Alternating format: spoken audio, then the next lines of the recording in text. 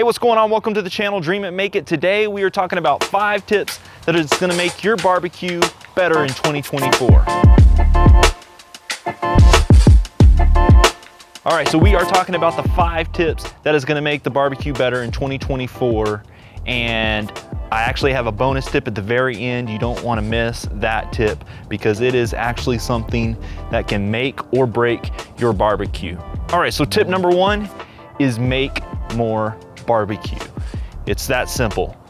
If you want to get better at barbecue and make better barbecue in 2024, then you got to make more barbecue. I was talking to a couple guys the other day about brisket and how I have not got the brisket where I want it, and that is because I don't make enough briskets all the time.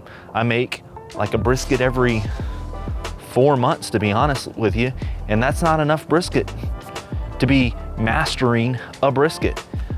Now, the briskets are very good, yes, but are they where I want them? No. So that means I've got to make more brisket. So in 2024, this is tip number 1, and I'm gonna take that one to heart. Make more brisket.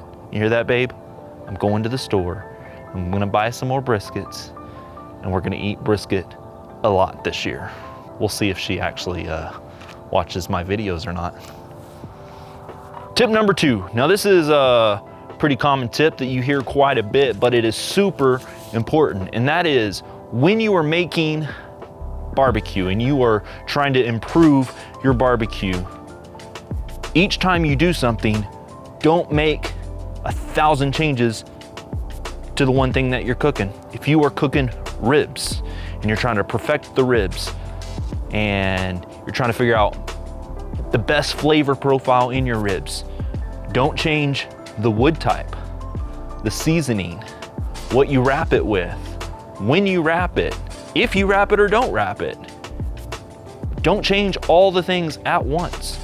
On this set of ribs, change the seasoning. If you feel like it improved, keep that seasoning. If you feel like it went downhill, change to another seasoning. Once you figure it out and it's improved, then move on to the next thing. Okay, let's see. Do I like them going fully unwrapped, or do I like to wrap at this temperature or when they feel like this? All right, so part 2 of step number 2 that you can do, because I just thought of it, take notes. Look back on the previous cook, know what you did, so you know what to change, and if that change made it better or worse, take pictures, write all the notes, maybe do some video, do whatever you have to.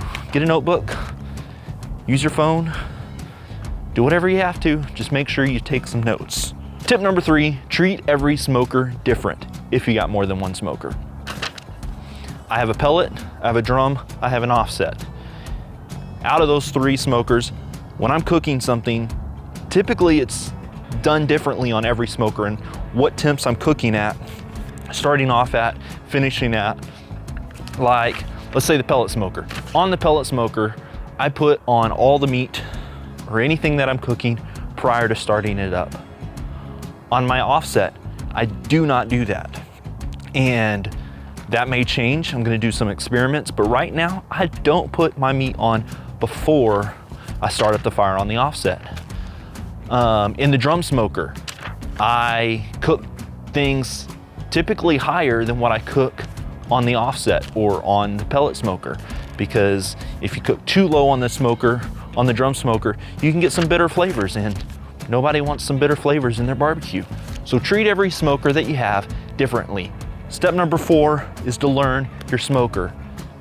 By learning your smoker, you're gonna make better barbecue. Knowing what the temperatures are at great level, how long your charcoal or your fire lasts.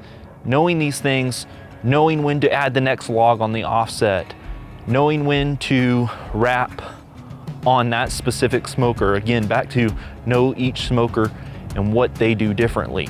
Now, tip number 5 comes right off of that, learning your smoker, and this right here is gonna help you big time, and that is getting a thermometer. I'm out here, not in my barbecue shed, so I don't have any of my tools with me, but get a thermometer. An instant read really helps in getting that exact temp real fast, especially when you're cooking, you know, like chicken breasts or steaks and stuff like that, where you don't want to overshoot it. Get that thermometer, or get some wireless or wired probes, multiple of them, where you can put one at grate level, one in the meat, so that way you know what that grate temperature is to learn that smoker. It's gonna help. And to know what your meat is at so you don't overshoot those temps.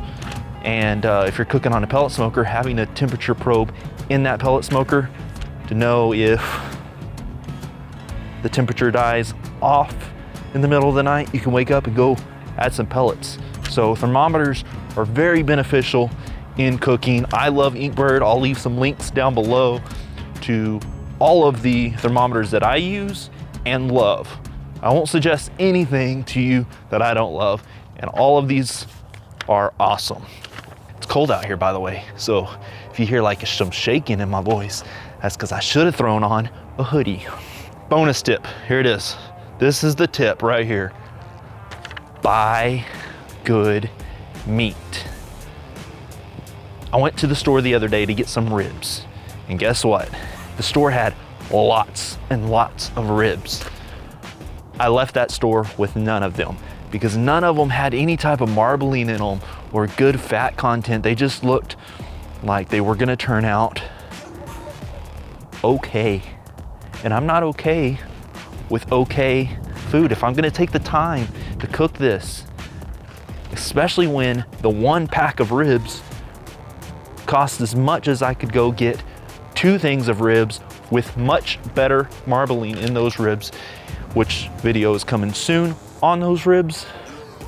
And these ribs look incredible in the package. I think they're gonna turn out amazing on the smoker. So look for that video, hit the bell so you don't miss it. But get good meat. Learn how to pick out a brisket. Learn how to pick out your ribs. I don't know how to pick out a chicken. I don't know if there's a way to tell. We'll do some research. Maybe there is, and if I find out, I'll let you know. Or if you know, leave me a comment down below and let me know how you're picking your chickens to get great quality chicken meat, other than ordering offline, because I just haven't got into that yet, but I really want to. So anyways, these are my 5 tips plus the bonus tip.